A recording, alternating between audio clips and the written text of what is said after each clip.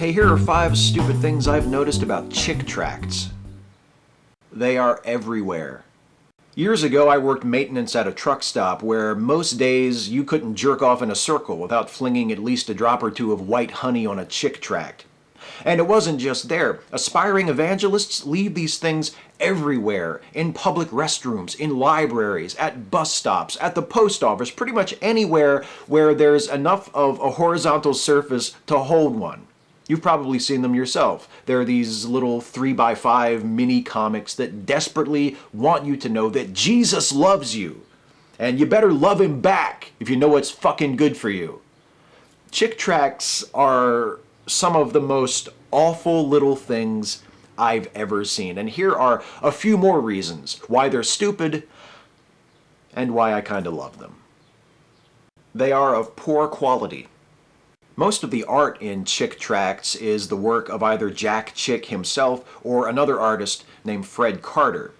Neither guy is exactly Will Eisner. The aesthetic of a typical chick tract suggests the sort of thing that an emotionally troubled 15-year-old with a slightly above average aptitude for art would draw with his 10-cent Bic pen while not paying attention in geometry class. But it's not just the art that makes chick tracts so awful and so wonderful. That's just a part of it. It's also the stories that are being told through that art.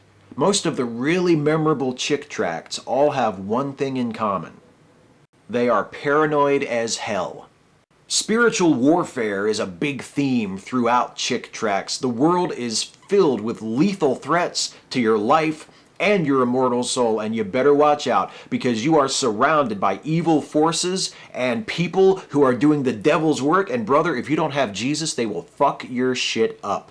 Witches, sorcerers, players of role-playing games, readers of Bible translations other than the King James Version, gay people, Freemasons, globalists, Muslims, and worst of all, Catholics. Jack Chick has such a hard-on for Catholics. It's the big reason for the next stupid thing about chick tracts. They are bigoted as fuck. Seriously, Jack Chick hates Catholics. There are probably people who were actually molested by priests who are not as anti-Catholic as Jack Chick. He hates the Pope. He hates the Vatican. He hates the Catholic translation of the Bible. And if you're okay with any of those things, chances are he's not crazy about you either.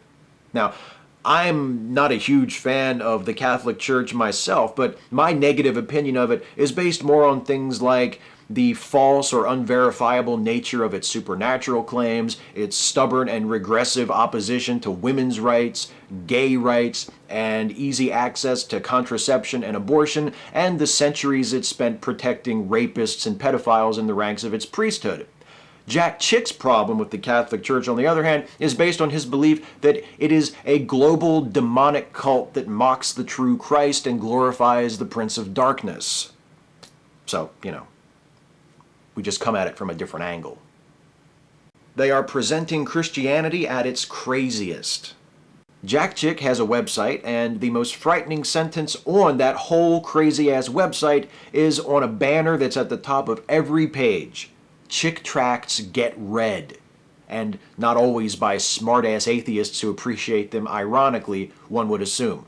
It chills me to think how many people may have converted to Christianity as a result of reading a chick tract, given the twisted, hostile, intolerant, alarmist version of Christianity that they present.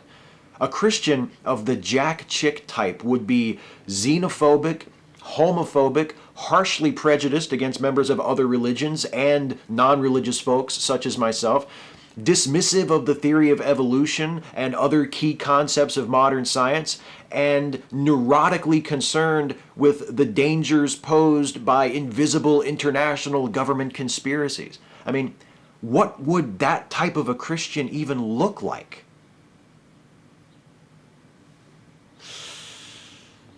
Ooh. The hardest part is only picking 5. Catch you next time.